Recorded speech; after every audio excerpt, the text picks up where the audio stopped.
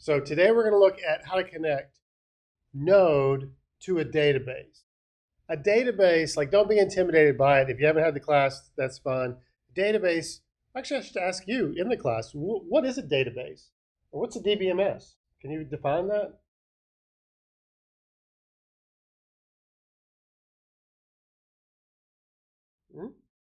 Decent. You want to add anything to that? What makes a database better than like a file?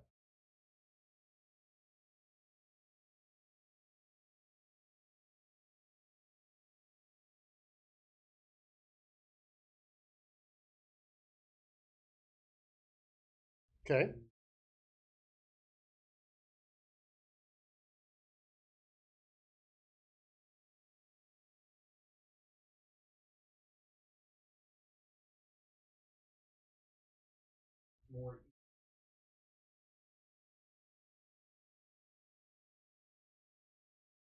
Okay, so I see several components you've mentioned. Databases are designed to enhance the efficiency, the performance of doing certain kinds of questions, queries, whether that's looking up or finding a particular thing, or maybe even doing math with a thing. Caleb, do you want to add something?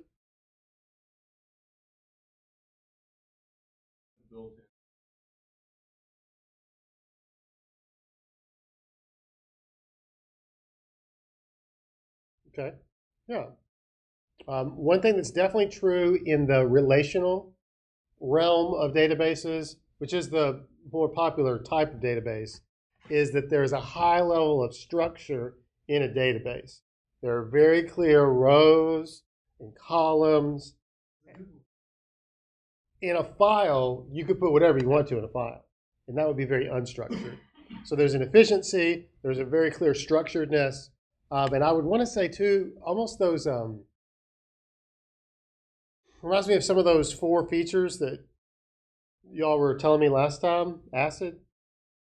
Things like durability. Databases work really, really hard to make sure that data is never lost. Sometimes files get corrupted or lost. Like, that should not happen to a database. Okay, so there's a lot of reasons why we would like to store data in a database. Not the least of which is this is how everyone does it. And we want to be able to have this. We want to be like the cool kids. In this case, the cool kids are cool because they're doing things right and well. They're using the right tool for the job. And so I wanted to give you the bare bones, most basic example of database usage. And for this one day, and maybe this one day only, we're going to actually write some SQL. Okay, which I know if you haven't known SQL, then this could be new. But what I want to develop is, if you know SQL, which is the low-level language that almost every database, every relational database supports, it's like the mother language of databases, then you can write code that executes those queries programmatically. Very quickly, like maybe next time or the time after that, we're going to build a layer on top of this to make it easier so that we don't have to jump through the hoops of writing error-prone SQL ourselves. Okay. Yeah. Yeah. Okay.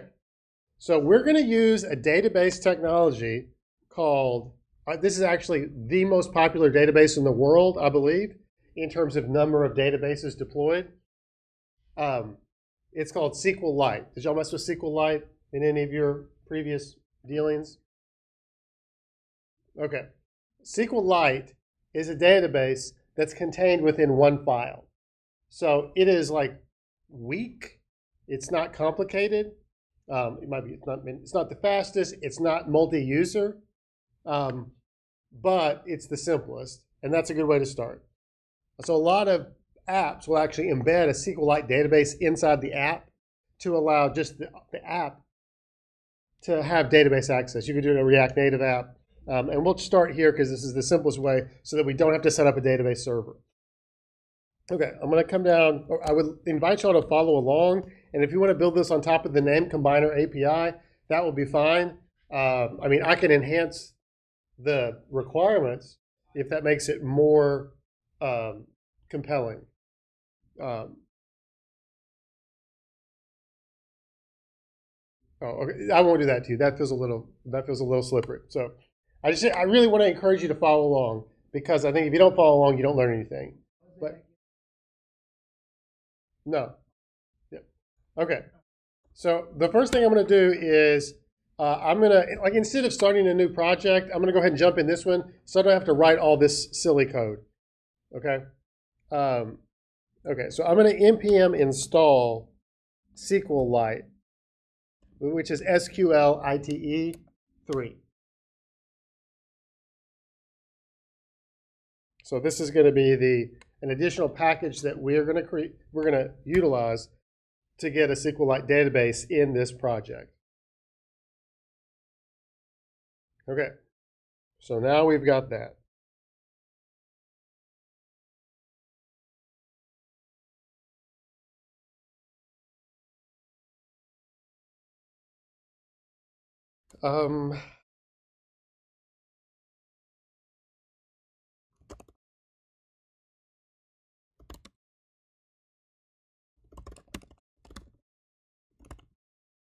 Let me see what ChatGPT says. We can download another program to actually interface with the SQLite database, kind of like MySQL Workbench, you know that program? There's lots of programs that will connect to a SQLite database, and we can download a free one of those. Actually, I bet there's one in here as an extension. Oh, huh. Apparently, I already have an extension that has 3.9 million downloads called SQLite from some guy named Alex CVZZ. Maybe we should get that. You think? I don't know.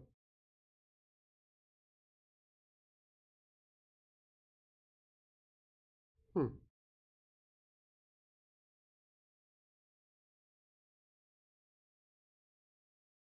Okay.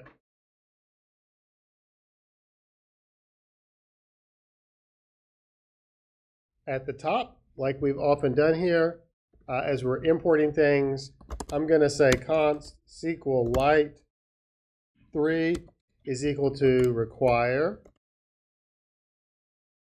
SQLite 3. We're bringing in this SQLite 3 object, and apparently here I can say dot verbose, which is like a method on this that's going to make this really, I think, verbose and give a lot of error messages. So we know what's happening. Okay. Okay, so here at the top, I'm going to have this comment. This is the SQLite setup. Okay. I'm going to say the path to the database file. Hang on, is that big enough? Bright enough? You like lights off better than light?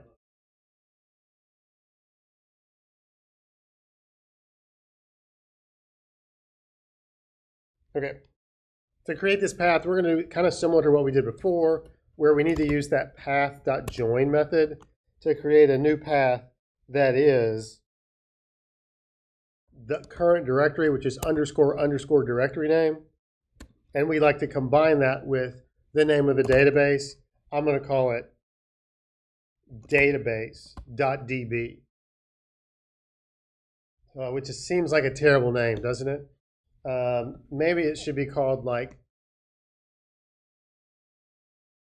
name API database.db. When I see this file, I would like to remember what it's about. Okay, so it's going to actually create a file in the current directory named name API database.db. What do you mean, sure?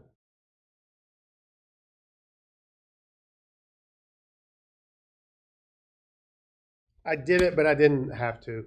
I had made a mistake on the path.join that messed it up. Path.join. I don't think so. I always see join.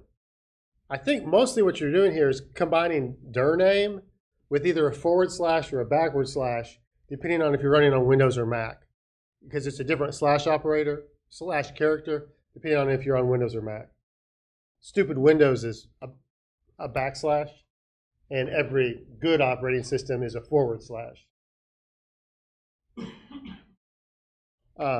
Okay.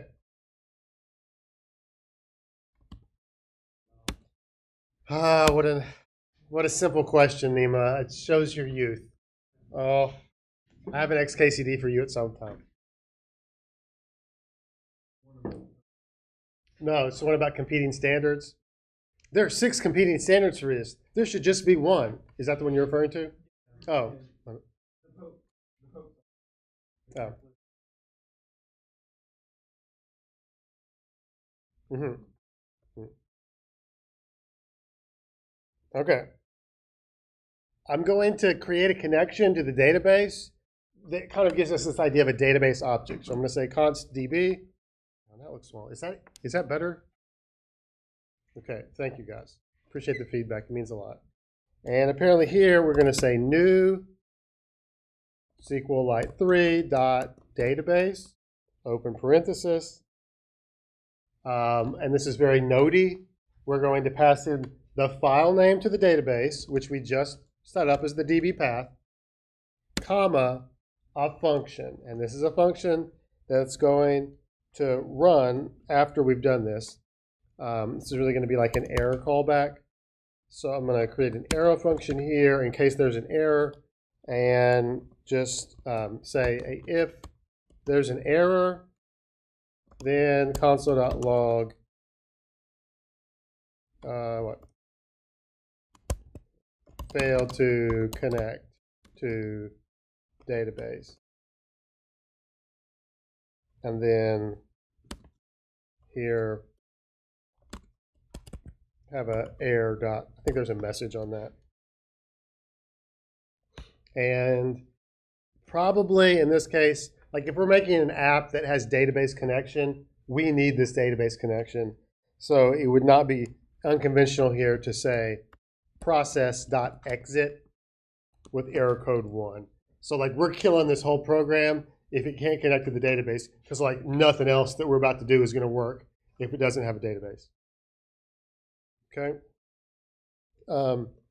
If we don't have an error, then we'll say console.log connected to SQLite database. Maybe at, and then the DB path. Okay.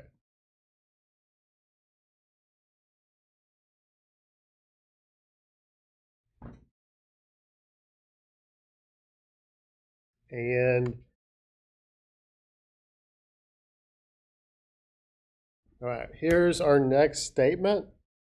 We are going to initialize the schema of our table in this database. And I'm going to say db.serialize.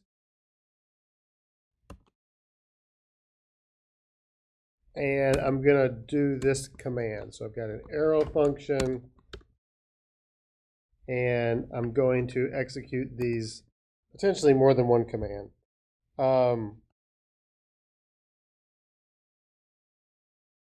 I don't want to type this out.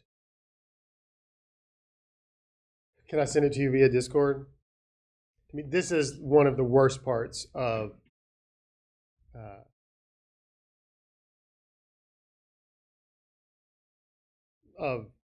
doing SQL development, is that you're creating items of text that contain all the magic. So it's this guy right here.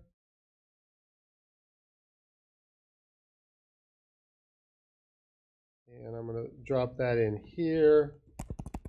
So this is technically JavaScript with an embedded SQL command. So what we're saying here is database, run this SQL command right here. You seeing this?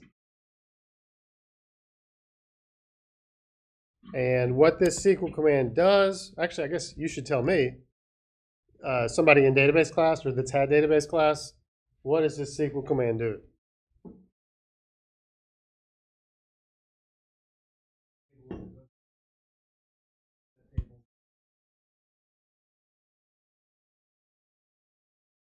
Mm-hmm.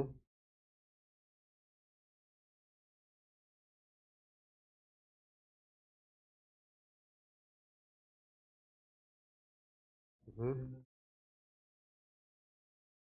Yep. Mm-hmm. Good. So this is going to create a table. I'm going to modify this in just a second, but I wanted to show you a more complete, like prototypical example where you've got an item like in a product catalog. So this is creating a table. If it doesn't exist, the table's name is items. This items table has 4 columns, and these are the characteristics of the columns. There's an ID column that's an integer that's going to be the primary key, and it gets auto-incremented. So every time you create a new row, it just adds the next number. There's a name field, it's text, and it can't be null. There's a description field, and it's text. It has a default value of nothing. And there's a created at column, also text, and its default value is datetime, the datetime function given now.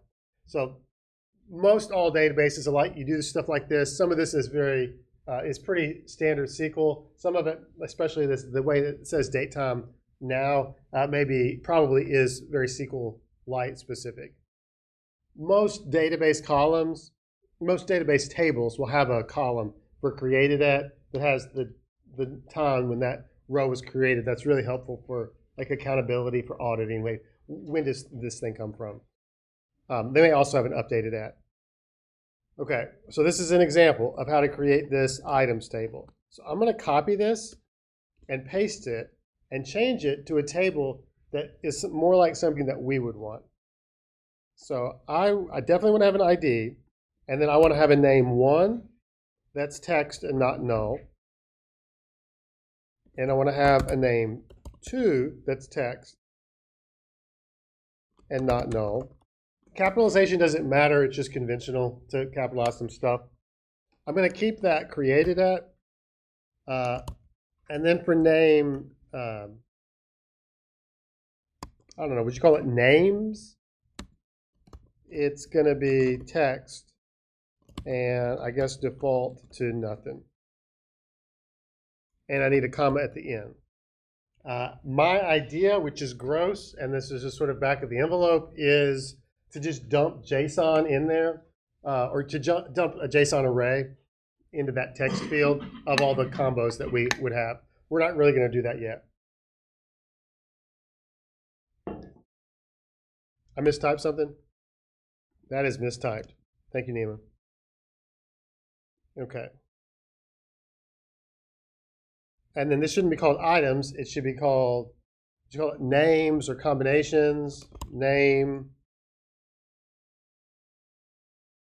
combinations? With an underscore? What's your convention for double named things in SQL? Table names? Underscore? Usually, is it all caps usually? It probably, I don't know. Okay, so let's see. This is going to essentially then, whenever this node server starts, it's going to make sure that there's at least empty tables for these 2 things. If these tables already exist and have data, then this command will just like, it'll run, but then it'll be like, oh, that already exists. I'm not doing anything. Okay, so we're getting our database set up. You with me? Okay. So I would like to create an API endpoint that just gets all the names. How about that? I want to get all of the name data, all of it. So we're going to have an app.get.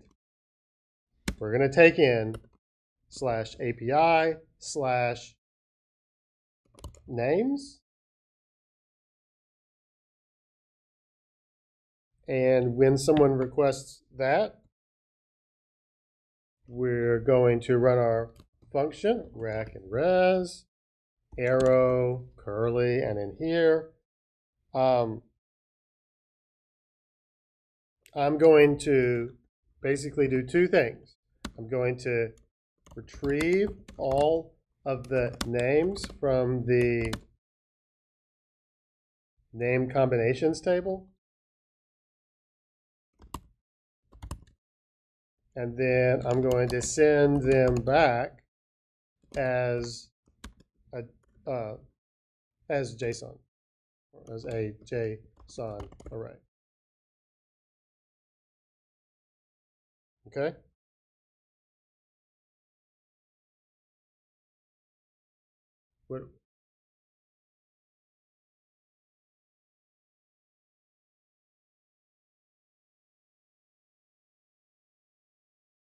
What am I missing?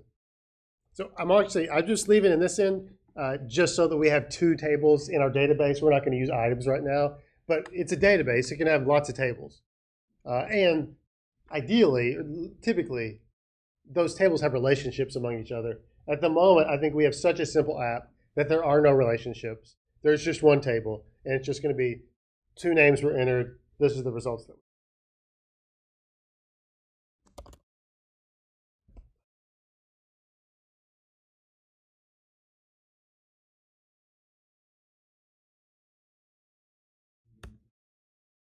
Mm-hmm. Sorry, is that the question? So I'm saying when anybody goes to /API/names, it should probably be name combinations. I don't know. We're going to send them back essentially the JSON representation of everything that's in the name combination table, which would be name one, name two, names, and created at. Maybe we don't want to send back created at. The convention is no. This is the convention. There's a convention around these API structures, and it's the plural version of the noun gets all of them, all of those entities. Good thought. The other convention that we're about to do is you can say name/ID, or in express terms, :ID, and we'll get back just the row that has that particular ID. But that's a different endpoint, so I don't want to do that yet. Okay, so this is what we can do. We can say db.all parenthesis, and what we're going to type in double quotes is, you ready for this?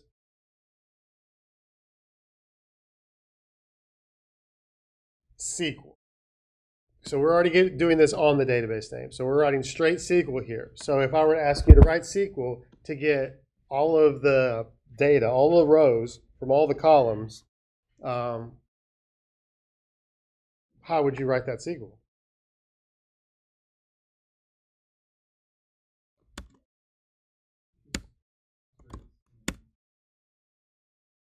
From what? And fun, I am going to order by, what did I call it? Created at descending. So get them in descending order of when they were created. Most recent to least recent. Okay. Apparently this all command, I don't fully understand this, but we can pass in, and then I can write this error here. There's the callback takes in two things, an error and the data, the rows. So when this finishes, what did I do wrong here? Expected comma. Oh, sorry, there should be a comma here. So I don't know what this parameter is. Params. I could pass parameters into this. Okay, but I don't need to for this. There are no parameters of this SQL function. Okay, so if I get in here, either there was an error or I'll have all my rows. So I'm going to say if there was an error, if error is anything, then I'm just going to say return dot status, not return, response dot status. The status code is 500. And I'm going to return a JSON object of the error. So I'm going to say, I'm going to have an error object here that is the, I need to create an object.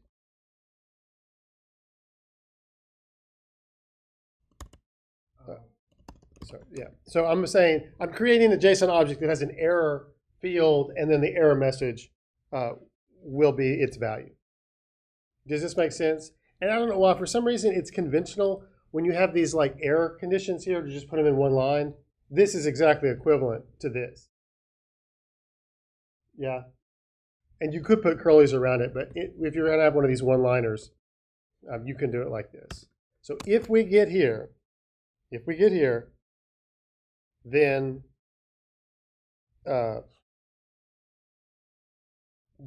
we basically succeeded. And we're going to send back res.json the rows. And actually, this is my second part here. I should just bring this up here. So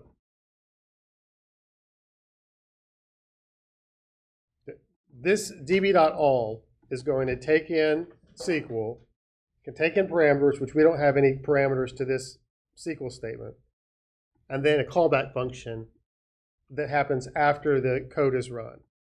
First parameter is the error. The second parameter is the rows. If there's an error, we need to send this back. If there's not an error, then we can send back the rows. But by calling res.json, we're not sending them back as text, like raw. We're saying this is JSON.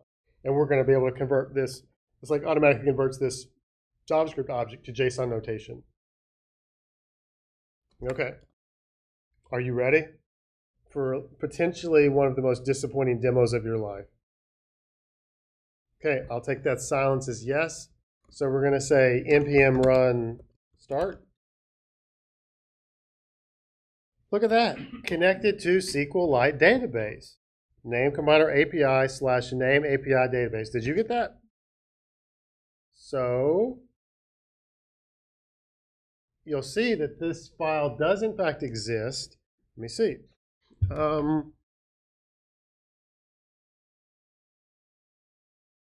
Do you have that open database? You don't, do you? I think this is supposed to be my SQLite Explorer. So maybe go to extensions and get SQLite. This SQLite guy right here.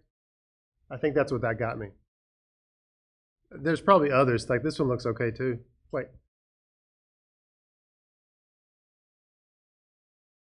To install an extension? I don't know. See.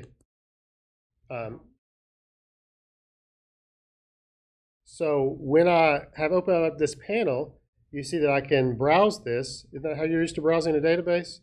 Where I have items, and you see the structure of the items table here. It's because it executed that, that query, and I've got name combinations. And I could right-click and say Show Table. Well, look at that. How cool is that? I got the table over here. There is nothing in this table, though, right? Right. I haven't put anything in it. Okay. That's cool.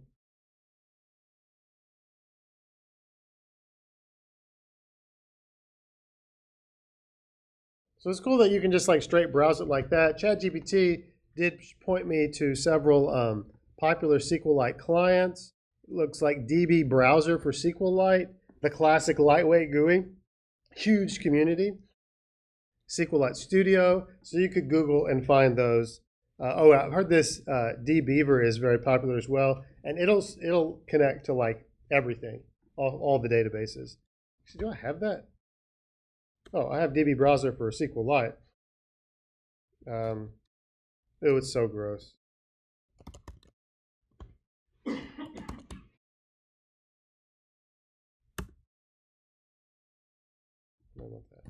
Okay.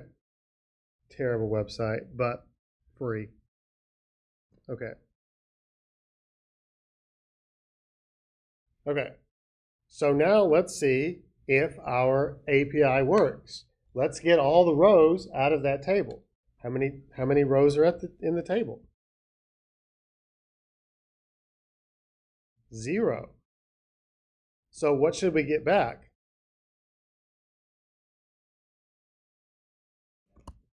It's names? Look at that.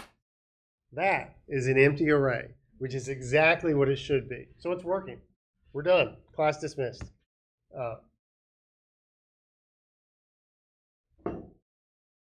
Okay, maybe not. We should probably put something in there to make it more interesting.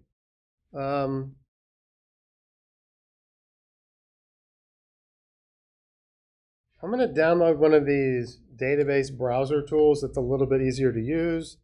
This one, I've heard several people brag about this guy.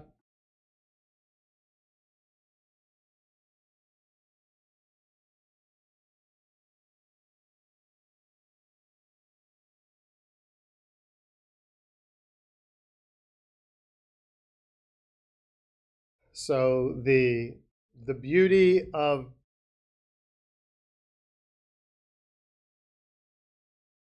I can't zoom in. I just want to zoom in.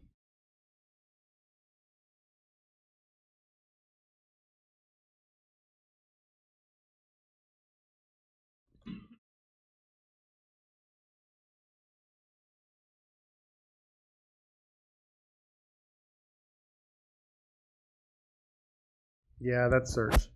Okay, so I'm going to open my database by saying File, Open File. So in this case,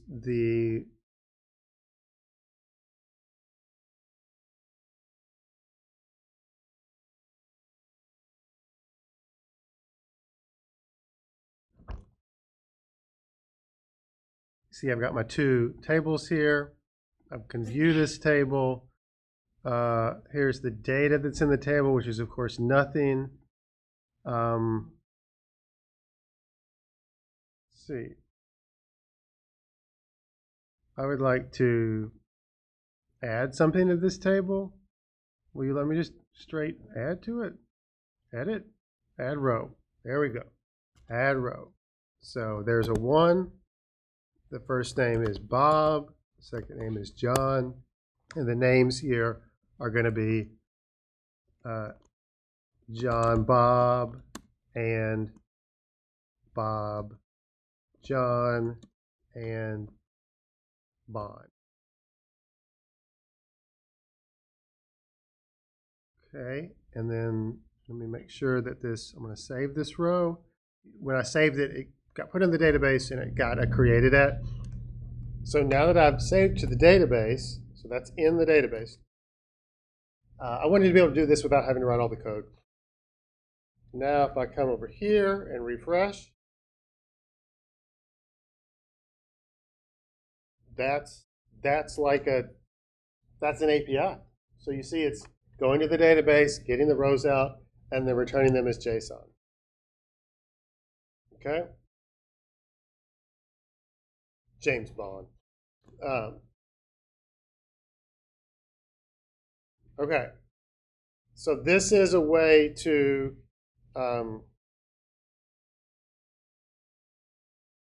get the data out. So we're interfacing with the database through this API. This make sense? Questions on this?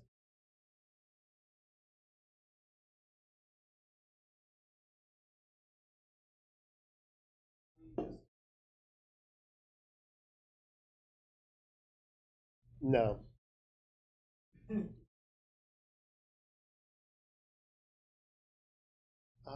Typically about like entities, I guess. There's a way to put these different, like kind of slice these endpoints out into different routers that are under one router. So like everything that's under API/names would be in its own file that gets imported into the main file. We may fix that later. So let me show you one more. I need to, I think it was worthwhile to finish this. Okay, post is the way that we add a new name. This is the create. Remember that? We do creating items through a post method verb. And it's the same way as all this. We have a rec and a res. To be super clear here, this is create a name combination through the API. So this is creating a row on this for this entity, for this table. Okay? The essence of it is we want to say, well, let me give you the overview. We need to extract the data from the request. And I think I'm going to show you how to do that later. So there's a standardized way to send this data in the body of the request on a post. Okay, so we extract those pieces of data, which we should have, well, we have to know ahead of time, right? We have a name 1, we have a name 2, we have names. We don't need to create it, and we don't know the ID. The database is going to create its own ID. Okay, so after we extract it, then we insert the new row into the database. So for now, if you let me kind of fake this, I'm going to say const name 1 is equal to John, and const name 2 is equal to Bob. And I'm going to do this. It's gross. Const names is equal to, this is an array that has strings in here. It really should be more than this. It should be what? This should follow the format.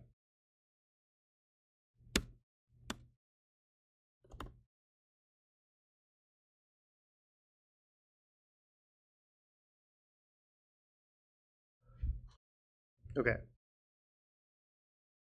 So those are my 3 things that I'm skipping over how we extracted that. Now I need to run an insert statement. So I'm going to say db.run, and I'm going to put this in backticks so that I can just write how I want. Okay, I'm going to say insert into name combinations. I can never remember this SQL. It's parentheses and then the names of the columns, I believe. Name 1, comma, name 2, comma, what did I call the third one? Names, just names.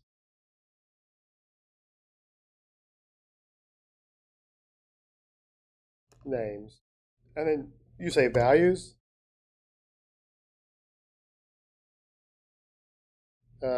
Typically, you say values in uppercase, not that it matters.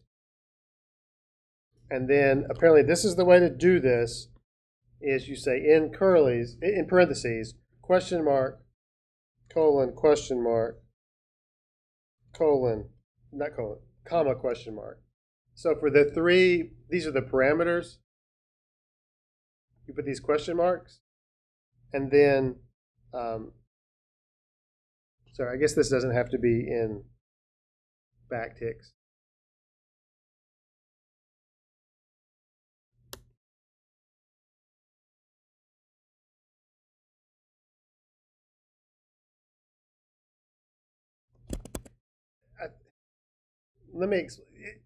In the simplest case, you can imagine that you would just put boom, boom, boom, put those 3 things, concatenate those in.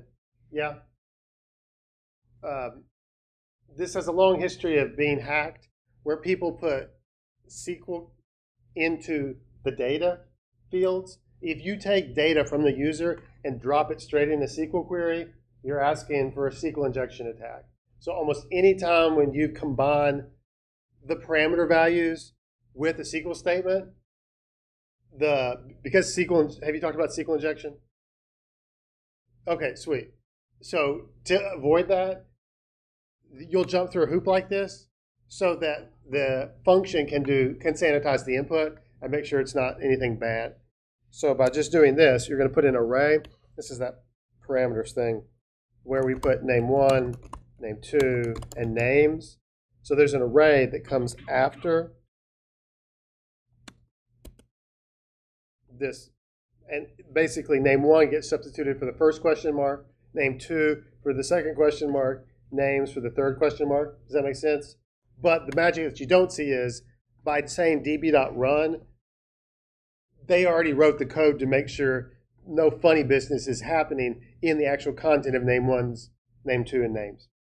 I think here we can do another arrow function where this should take the error and the, well, in this case, this isn't generating rows, right? When you insert, it should not create rows. So here you would say something like, right, if error, then you had some kind of insert error.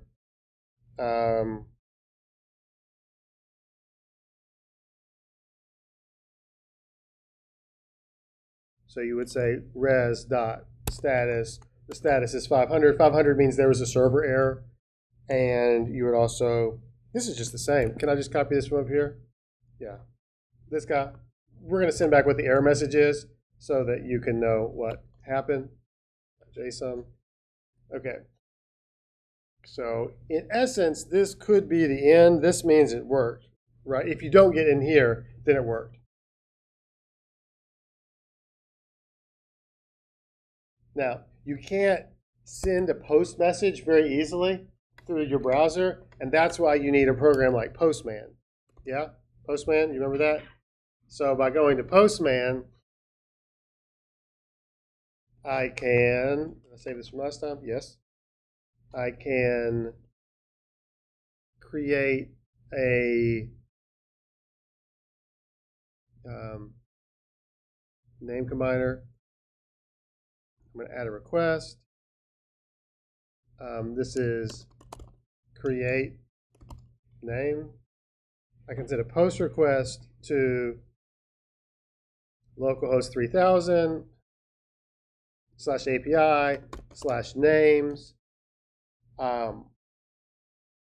Because of the way I've hard-coded my data into it, this should still do something.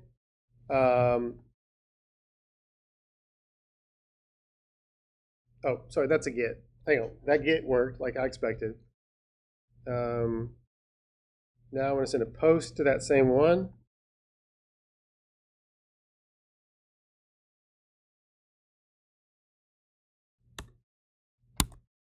I have to send back something. I can send back a status of like 201. I think that means okay. Wait, why is this mad at me? Expected comma. Oh. Hang on. I want this after this. So after that whole database insert has happened, I want to send back it was created. More on this in just a sec. Let's see. Okay. So when I do this, you see it says created, which is what 201 means is the thing was created. By convention, an API, when a thing is created, the conventional behavior is to send back a copy of the object that was just created, which the user already has the data, but they don't have the ID because that didn't exist. The database had to create the ID.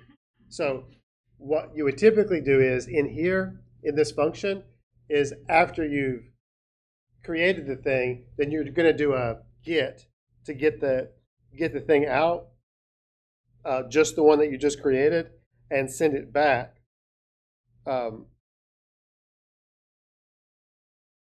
Yeah. Send the new thing back that you just created. But let's see if this works. If I come back to get and send, you'll see now, oh, there's several more items here. You see this? So every time I hit the endpoint, every time I post to it, it's creating another row in that table. I could come to this dbeaver and look at the data and refresh it. And now there's 3 things in here. They're all the same because I'm putting the same data in. So to complete this, we would need to add a put and a delete. That is an update and delete to handle the 2 other operations of CRUD inside this SQLite database. The challenge of all this, I hope that you see, is in order to make this work, you have to know SQL quite well. And you end up having to write a programming language as a string right here inside another programming language. And because SQL's not a programming language, I apologize for that. But you have to write this like a lot of logic. And inevitably, you make mistakes in writing this magic string. So most people would use a tool, another layer of abstraction called an object relational mapper that creates an object-oriented interface to the database that allows you to code like a coder instead of coding like a DBA.